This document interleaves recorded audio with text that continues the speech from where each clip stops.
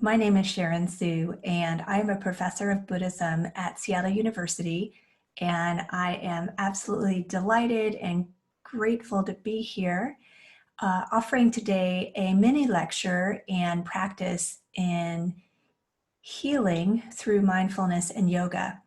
And I cannot think of a better time to be practicing mindfulness and yoga, especially because we're living in such a difficult time right now with the pandemic, as well as the heightened racism against people of color.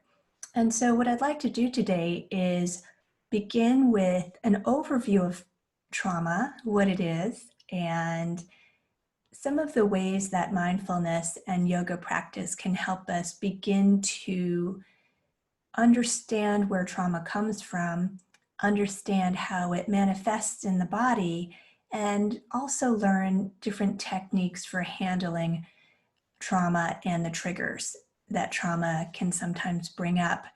Now, this is by no means an exhaustive introduction to mindfulness and trauma. We have 30 minutes. And so for the sake of brevity, I'm going to be referencing a PowerPoint presentation as well as offering some practices that we can do together. So I will begin by opening up my PowerPoint, but let me begin with what I like to call a transition meditation. Now, our lives are so incredibly busy, and we go from thing to thing to thing, to event to event to event, and we're so busy that we often forget how we got here in the first place. And so as a way of honoring the effort that you've taken to be here with us today, let's take a few moments. So I'll invite you first to take a nice gentle dignity with your spine. So go ahead and just maybe roll your shoulders all the way up, back and around, and melt them down your back. So when we're practicing meditation, we want to have a elongated spine, but nothing too rigid. So go ahead and find that balanced spot for yourself. And when you're ready, I'll invite you, if it feels all right, to go ahead and close your eyes. Otherwise, you can take a gentle gaze about a foot in front of you. Now, on your in-breath, I'll invite you to draw your awareness and your attention to your feet, noticing the sensation of your feet as they touch the floor, as they feel the carpet. Just notice whatever sensation there is. Perhaps you notice warmth or tingling, some heat. Maybe you notice the texture of your sock. Whatever it is, just notice it without judging it or without creating a story about it. Just notice the physical sensations.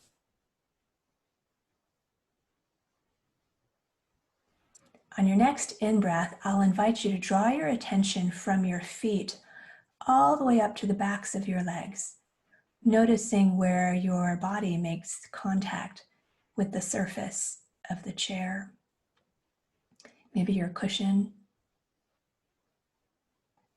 And notice the physical sensations there. Maybe you notice some pressure, some hardness, maybe tingling. Whatever it is, just notice it without judgment.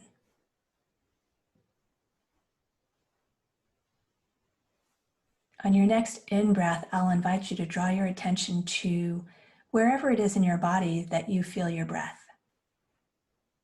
Maybe it is in the rise and fall of your rib cage. Maybe it's the rise and fall of your chest. Or perhaps even you feel the in-breath as it tickles your nostrils. Just notice your breath. And notice with kind awareness.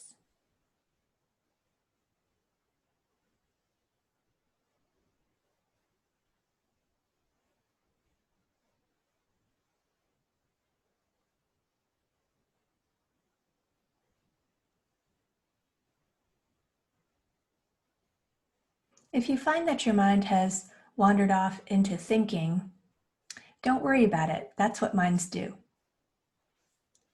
So as soon as you notice your mind wandering off into thinking, see if you can draw your attention back to the sensation of breath. And we'll just settle here for a few more moments.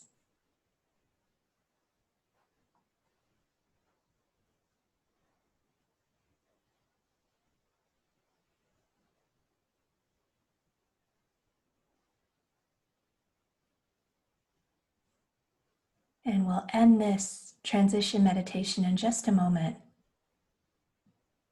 So when you're ready, taking a deeper breath in through your nose. On your exhale, go ahead and blink your eyes open if you had them closed.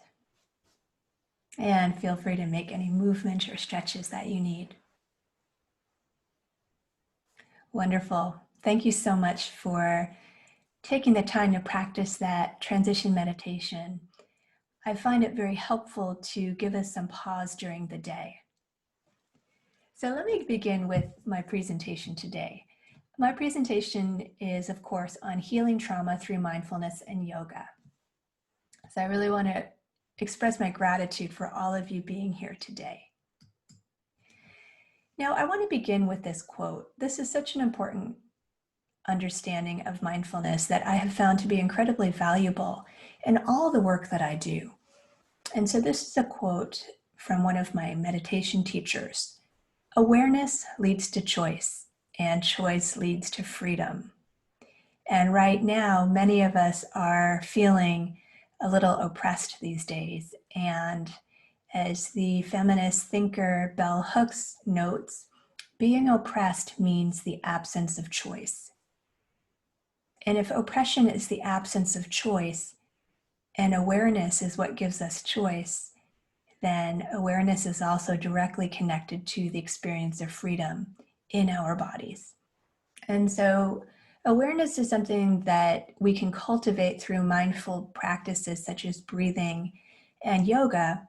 And yoga really is a breath practice. It's about integrating our body, our mind, and our speech into the present. I also like to think about mindfulness and awareness as an opportunity for us to move from a kind of knee-jerk reaction to events as they're taking place to a more discerning response, a more creative response, a more skillful response, and responsibility. So think back to that last time you read something on the internet that all of a sudden just really got you upset and angry. And so those are the times where it's actually quite helpful to step back a little bit and take a breath and begin to realize that something might be happening outside of you, but we don't need to react to everything right away. It's okay to take a pause. And so these practices of mindfulness will allow us to do just that. So it's really important for us to have an understanding of what trauma is. And I'm going to begin with one of my favorite neuroscientists, Bessel van der Kolk, who wrote The Body Keeps the Score. And he was quite revolutionary in his work because he really advocated for the practice of yoga and mindfulness as a way of healing trauma. So van der Kolk writes, trauma is much more than a story about something that happened long ago. The emotions and physical sensations that were imprinted during the trauma are experienced not as memories, but as disruptive physical reactions in the present. In other words, our bodies store all of the past traumas that we have experienced. Some of these traumas we've experienced consciously, and some of them have been unconscious. Nonetheless, our bodies have always reacted to trauma, and the experience of that trauma is something that rests in our bodies. And so mindfulness and yoga is a way of learning how to dissipate some of the energy of trauma that gets lodged in our tissues. Van der Kolk also writes, neuroscience research shows that the only way we can change the way we feel is by becoming aware of our inner experience and learning to befriend what is going on inside of ourselves. Now, many times survivors of trauma have a really difficult time being in the body because the body can feel like an unsafe place. So mindfulness, meditation, and yoga can actually allow us to become much more familiar with what is going on inside our mind, heart, body complex and learn to befriend it instead of shutting down or perhaps acting out. But it does take practice. Now, the next slide I have here is very helpful in defining what trauma is. So, trauma is an event that is experienced that has lasting effects in our bodies. And many trauma specialists note that trauma is the absence of choice. It is something that happened to us that we had no choice about. Trauma is also a natural reaction to an unnatural experience or overwhelming experiences. And so in this regard, trauma is actually a survival response in the body. But sometimes the body gets quite hypervigilant or the brain gets quite hypervigilant and thinks that we're always in that state of danger, when in fact we might not be. So trauma, again, is that event for which we had no choice, and it is also considered to be any experience that overwhelms our ability to cope. Bessel van der Kolk notes in his book, for real change to take place, the body needs to learn that the danger has passed and to live in the reality of the present. Now, I can think of countless ways in which my body has reacted to things that actually aren't happening in the moment, but it's my response to an event that happened in the past that makes me think it's happening in the current moment. So I'll take, for example, my fear of snakes. I don't know when I developed a very unnatural fear of snakes. Maybe it was from my mother. But what I do know is that I could be happily watching TV and all of a sudden a picture of a snake can appear on the television and already my body begins to breathe more quickly, my heart rate raises, my hands get a little bit sweaty, and I basically want to run away. So that is a physiological response to a traumatic event that happened sometime in the past that I don't even remember, yet affects my body and my mind tremendously in the present moment. So mindfulness and yoga will actually help me to notice the differences between a real physical danger in the present versus my response to something that actually isn't happening. So these are things that the Buddha himself also taught over 2,600 years ago, and neuroscience has finally caught on. They might not agree with my assessment, but that's my assessment. Now, the question is, what are triggers? So a lot of people talk about triggers these days, and I think it's a word that is so valuable and important, but like many things can be overused in popular culture and therefore kind of lose its significance and importance. So a trigger is a physiological response outside of a survivor's control that reminds them of past traumas. So symptoms of trauma can actually lay dormant inside of our bodies, accumulating for years and sometimes decades. And then during a particularly stressful period, or as a result of another incident, these symptoms can appear without any warning whatsoever. And then our bodies go into traditionally fight, flight, freeze, or shutdown mode. So, what are some of the common symptoms of trauma and their triggers? The first one is dysregulated breathing. The next might be throat constriction. So if you think about the last time that you were experiencing some stress and anxiety, you might have felt it in a tightness in your throat. There's also a lack of presence. So this might be where we kind of check out a little bit. Nervousness, GI issues, sweaty palms, which I mentioned before, heart palpitations, flashbacks, anxiety, insomnia, hypervigilance or heightened sensations. Maybe we feel a kind of clenched chest or clenched shoulders, a clenched jaw, heavy heart. A lot of people experience backache or headache, sometimes migraines. Of course, there's also a loss of sensation and tingling, and sometimes numbness, both physically and emotionally. And these triggers and symptoms are very real, and they live inside of our bodies. So a lot of times people think that trauma is an emotional response, but it's actually quite physical. Now, there are many different types of trauma. The first one is shock trauma, and this is usually a one-time event like a natural disaster or an accident. There is also what is known as cumulative trauma or complex trauma, and this occurs over time. There's a specific setting, maybe it's during childhood, if you were a survivor of abuse, child abuse, sexual abuse, incarceration, racism, domestic violence, maybe an abusive boss.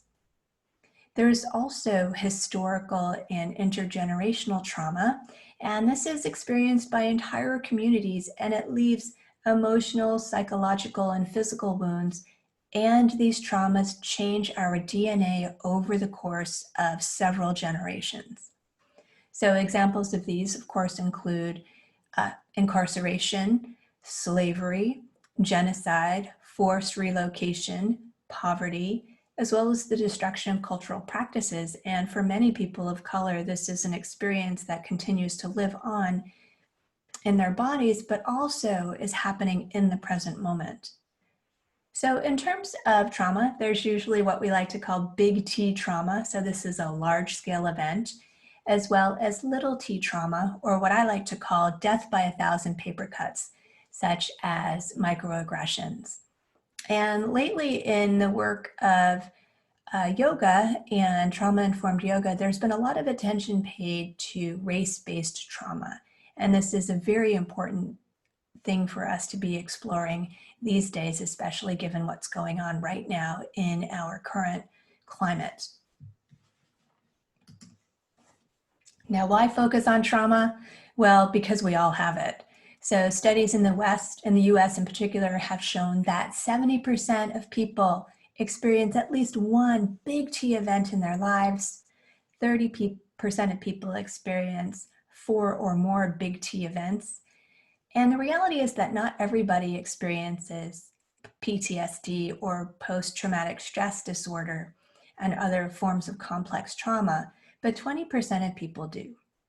So there's a term called acute stress disorder, and this refers to traumatic symptoms that fade within about a month or so.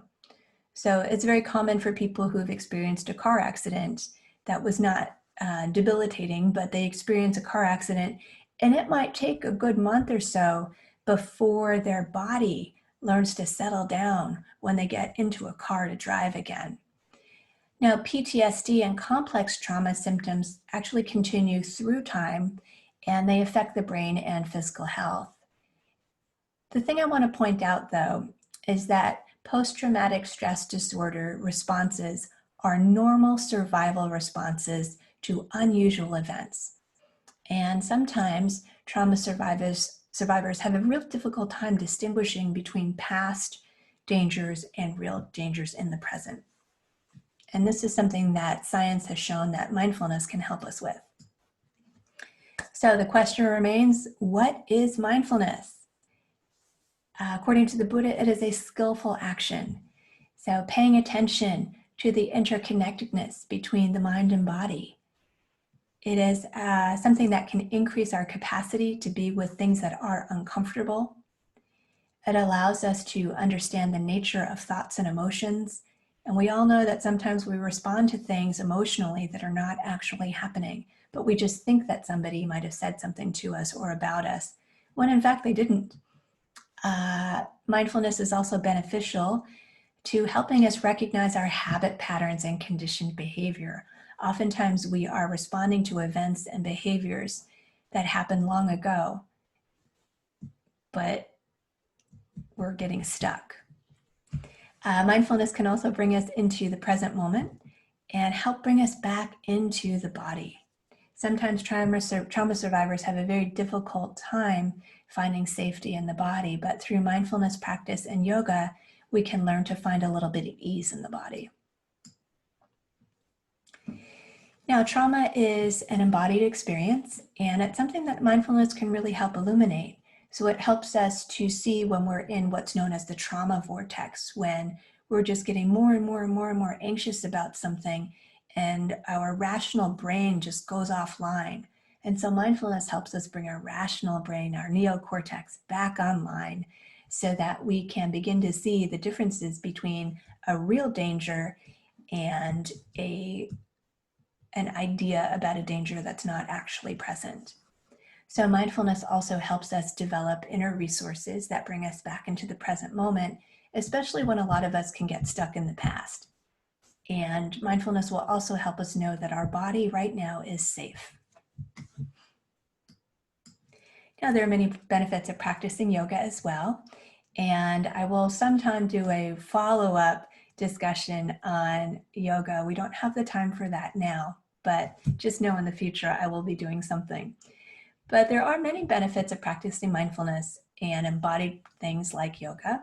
And yoga is wonderful for allowing our body to switch from reactivity when it's triggered and from emotional dysregulation to homeostasis and a more skillful response. Yoga can also help us become acquainted with uncomfortable physical sensations so that we know how to be with them a little bit longer. And it diminishes our impulse to run away or push away unwanted feelings. Now, increasing our ability to distinguish between past, present, and future is also a really strong benefit of mindfulness and yoga. And the reality is, long-term meditators can hold on to pleasant experiences longer.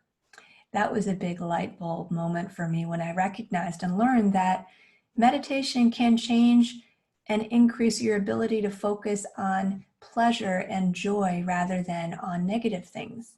Our brains are wired many times to focus on the negative as a survival mechanism, but mindfulness allows us to hold on to the joy a little bit longer.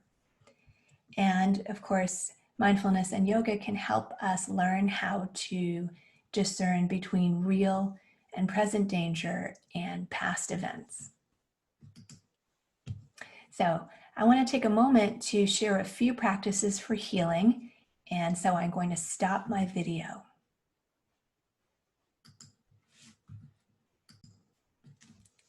So the first practice that I want to share with you today is a breathing practice that can really be done anywhere. You can do it in your car, you could do it while you're, I would say, standing in line somewhere, but we're in a pandemic. So, when you're walking outside, it's something that is very portable. And it is called the 5-7-8 breathing meditation.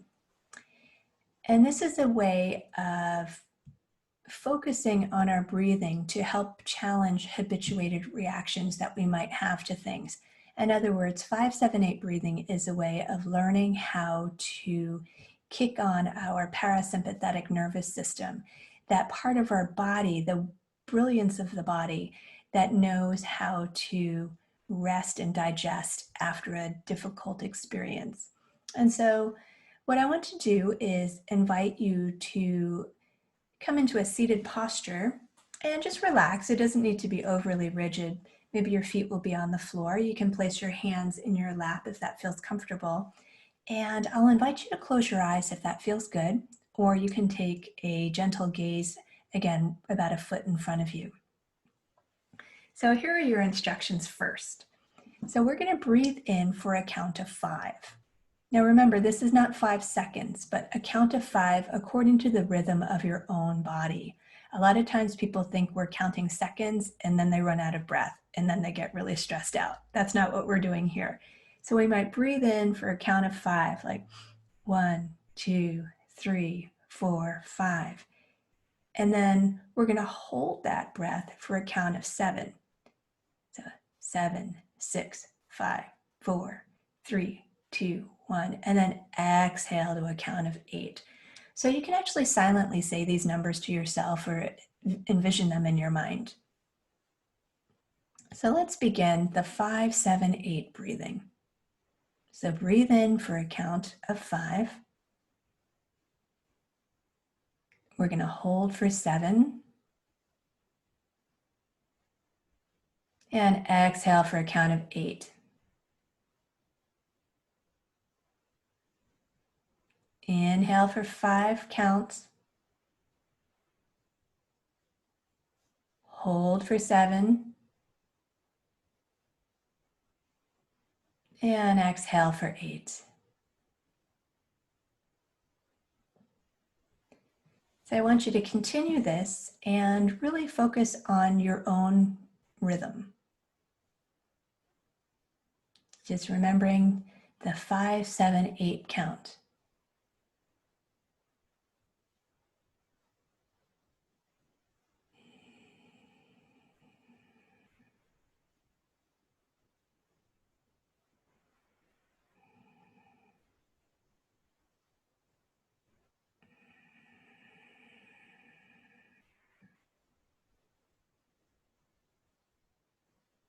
Let's just take a few more rounds of that 5, 7, 8 breathing.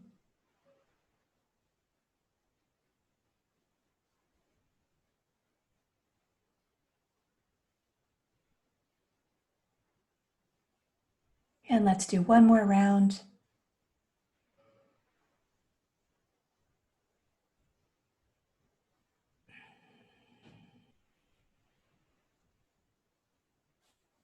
Wonderful, welcome back.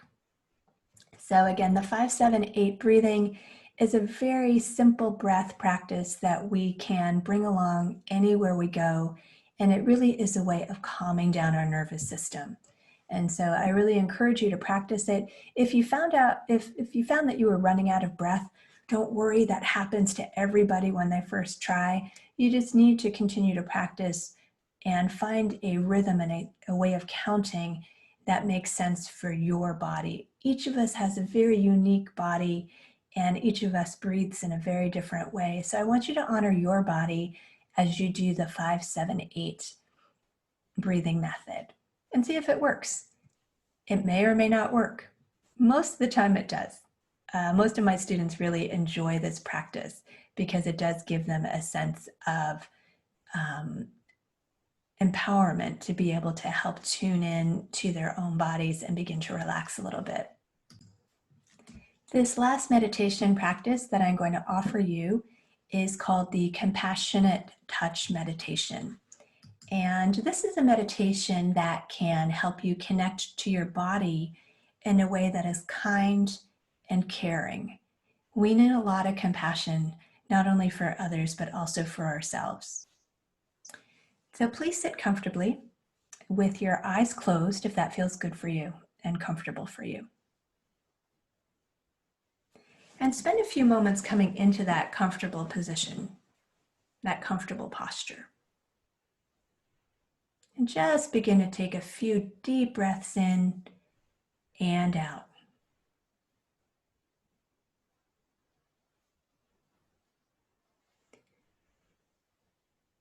And with your eyes gently closed,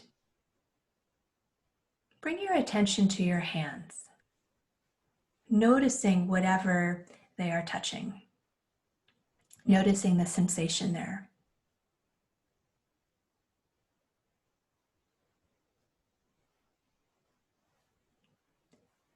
Imagine that your hands are beginning to fill up with kindness. However you can imagine that happening. Your hands are full of kindness, caring, and warmth.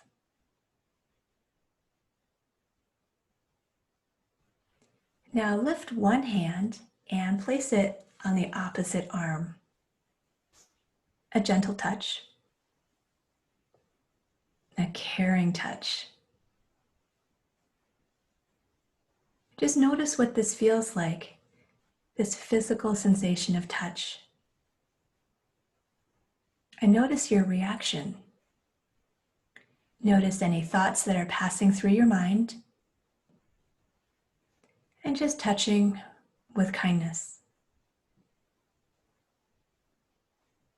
Now, bring the other hand up and place it on the opposite arm as though you were giving yourself a hug.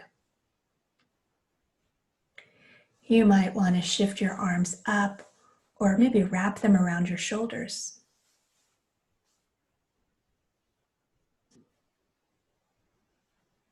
A kind and gentle, caring touch. And just notice what this feels like. Noticing any reactions. Notice what's going on through your mind. Refraining from judgment. And touching with kindness. And when you're ready, go ahead and rub your hands together, creating a little bit of warmth. And when you're ready, gently cup them over your eyes, allowing the eyes to rest in this caring gesture.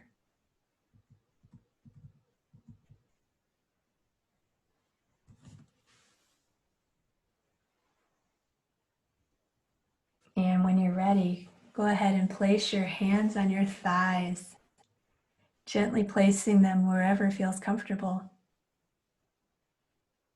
Allowing your arms to rest gently. Completely allowing for tenderness to develop, and tenderness for all the feelings that this might bring up.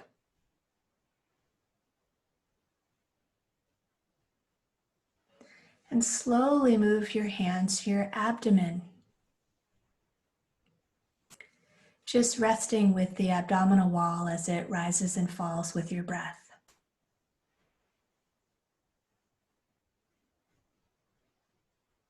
Noticing your reactions and your responses without judgment. Continuing to feel kindness from your hands. A sense of holding yourself in tenderness. And finally, place one hand or maybe both hands over your heart. Becoming aware of your breath.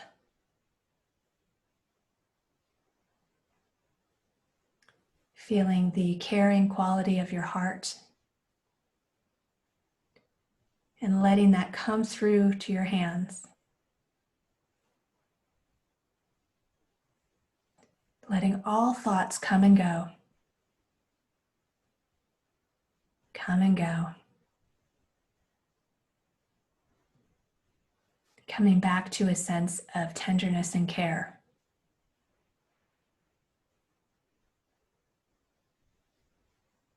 In the last moments of this process, you can rest your hands wherever they are, or if you feel that there's another part of your body that could use a tender, caring hand or touch, go ahead and move your hands there. And continue to rest with a sense of warmth for yourself.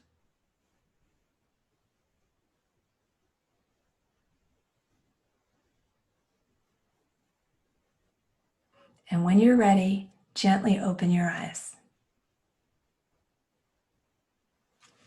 Thank you. I wish that we had more time together, but I know that this is a very busy weekend for all of you. And so I really look forward to connecting with you in our question and answer session. And it has been my great honor and pleasure to be with you. Much gratitude. Thank you.